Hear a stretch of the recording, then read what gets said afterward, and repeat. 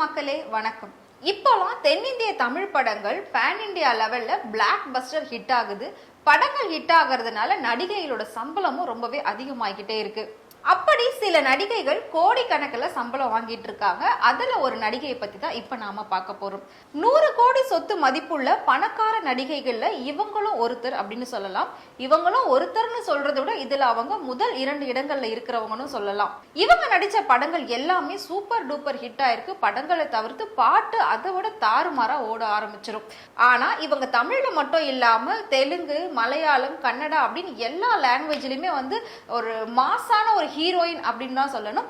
இவங்க நடிச்ச படங்கள், பாடல்கள் எல்லாமே பாத்தீங்கன்னா ரசிகர்களோட மத்தியில ஒரு பெரிய வரவேற்பை தான் கொடுத்திருக்குன்னு சொல்லலாம். சோ இவங்க நார்மலாவே ஒரு படத்துக்கு 3.5 to 4 கோடி வரைக்கும் சம்பளமா வாங்கியிருக்காங்க. இப்போ அவங்க நடிச்ச ஒரு படம் சூப்பர் டூப்பர் ஹிட் ஆகி, அதாவது பிளாக் பஸ்டர் ஹிட் ஆகி, அந்த படத்துல நடிச்ச ஹீரோக்கு ஒரு நேஷனல் அவார்டுமே கிடைச்சது. ஆமாங்க, நடிகை சமந்தா. இவங்க தான் ஒரு நிமிஷத்துக்கு 1 கோடி ரூபாய் சம்பளமா வாங்குறதா ஒரு தகவல் வெளியாயிருக்கு. இவங்க நடிச்ச த புஷ்பா ரைஸ் படம் ரொம்பவே பிளாக் பஸ்டர் ஹிட் ஆச்சு. அதுல நடிச்ச ஹீரோக்கு நேஷனல் அவார்டு கொடுத்தாங்க. அதுல மியூசிக் டைரக்டரா தேவி ஸ்ரீ பிரசாத் மியூசிக் போட்டுட்டு இருந்தாரு. அவருக்குமே அந்த நேஷனல் அவார்டு கிடைச்சிச்சு.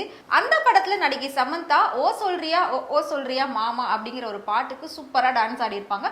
அந்த பாட்டு இந்தியா லெவல்ல மட்டும் இல்லாம வேர்ல்டு லெவல்லே சூப்பர் டூப்பர் ஹிட் ஆச்சு. செம்மையா ஃபேமஸ் ஆச்சு. அதுல இருந்து சமந்தாவோட மார்க்கெட்டுமே 1 மடங்கு இல்ல 2 மடங்கு இல்ல பல மடங்கு கூடி போயிருக்கு. அந்த பாட்டுக்கு மட்டுமே சமந்தா 5 கோடி சம்பளமா வாங்கினதா தகவல்கள் சொல்லுது. அது மட்டும் இல்லாம புஷ்பா படத்தோட பார்ட் 2 வருது. அதுக்கு தி ரூல் அப்படிங்கிற டைட்டில் வச்சிருக்காங்க. டைட்டில் வச்சுட்டு போஸ்டரும் வெளியிட்டுக்கிட்டு இருக்காங்க. இப்போ புஷ்பா படத்தோட பார்ட் 2 ஆகஸ்ட் 15 வெளியிட போறதா ஒரு தகவலும் சொல்லுது. சோ இது மட்டும் இல்லாம இப்போ சமந்தா சிட்டால் அப்படிங்கிற ஒரு வெப் சீரிஸ்ல நடிச்சுக்கிட்டு இருக்காங்க. அந்த படம் ஸ்பை ஆக்ஷன் த்ரில்லர் அப்படிங்கிற ஒரு சூப்பரான ஸ்டோரியில வெளியில வந்துகிட்டு இருக்கு. அந்த ஒரு படத்துக்கு மட்டுமே சமந்தா 10 கோடி ரூபாய் சம்பளம் வாங்குறதா தகவல்கள் சொல்லுது.